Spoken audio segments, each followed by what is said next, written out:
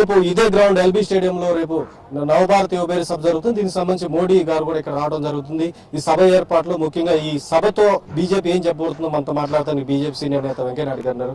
Sir చెప్పండి, ప్రధానంగా నరేంద్ర మోడీ గారు ఇక్కడ రావడానికి ప్రధాన ఉద్దేశం ఏంటి, ఏం చెప్పబోతున్నారు? దేశవ్యాప్తంగా ప్రచార ప్రసార కార్యక్రమాన్ని పెద్ద ఎత్తున ర్యాలీల ద్వారా సమావేశాల ద్వారా నిర్వహించాలని భారతీయ జనతా పార్టీ నిశ్చయించింది.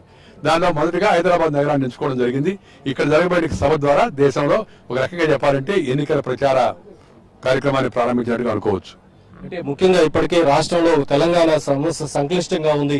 మోడీ పర్యటనతో అన్న దీనికి సరైన సమాధానం చెప్పే అవకాశం ఉంది రాష్ట్రంలో.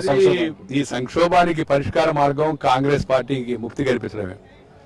దేశాన్ని కాంగ్రెస్ నుంచి ముక్తం చేస్తేనే ఈ సమస్యకు పరిష్కారం వస్తుంది. ఏ సమస్యకి, అది నువ్వు తెలంగాణ సమస్య కావచ్చు, లేకపోతే రాయలసీమ సమస్య కావచ్చు, దేశంలో అవినీతి సమస్య కావచ్చు, అధిక ధరల సమస్య కావచ్చు, లేదా అంతర్గతంగా ఉండే కరోనాల విషయం కావచ్చు, అసమానతల విషయం కావచ్చు, వీటికి పరిష్కారం కాంగ్రెస్ సెలవు ఇవ్వడమని మేము భావిస్తున్నాం. ఎందుకంటే ఇది కేవలం వైఫల్యం కాదు, నమ్మక ద్రోహానికి పాల్పడింది కాంగ్రెస్ పార్టీ. 55 సంవత్సరాలుగా కాంగ్రెస్ పార్టీ దేశాన్ని పరిపాలిస్తుంది. అన్ని రంగాల్లో పూర్తిగా విఫలమైంది. ప్రపంచం ముందుకు వెళుతుంది, ఇండియా ఏమో అభివృద్ధి చెందకుండా ఆగిపోయింది. అందుకని ఇవాళ నిరాశతో నిస్పృహతో ఉన్నారు యువకులు.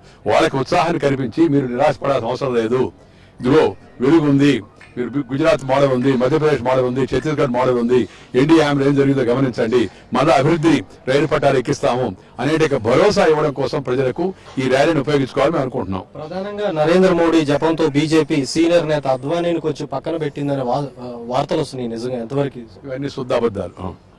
ముఖ్యంగా నరేంద్ర మోడీ పర్యటనతో రాష్ట్రంలో పార్టీకి ఎటువంటి నూతన ఉత్తేజం వచ్చే అవకాశం ఉంది? దేశవ్యాప్తంగా ఇవాళ నరేంద్ర మోడీ గారు ప్రచార కార్యక్రమానికి అధ్యక్షుడిగా ఉన్నారు.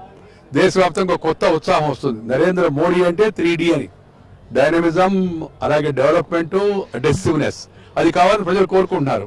ఆ నరేంద్ర మోడీ గారి యొక్క పర్యటన ద్వారా ప్రజల్లో మరింత ఇంకా ఎక్కువగా ఉత్సాహం వచ్చేందుకు అవకాశం ఉంది. ఒక నాయకుడు అధ్యక్షతన పోతున్నాడు. బీజేపీలో అందరికి తెలుసు, ప్రెసిడెంట్ ప్రిసైడ్స్, టీమ్ డిసైడ్స్.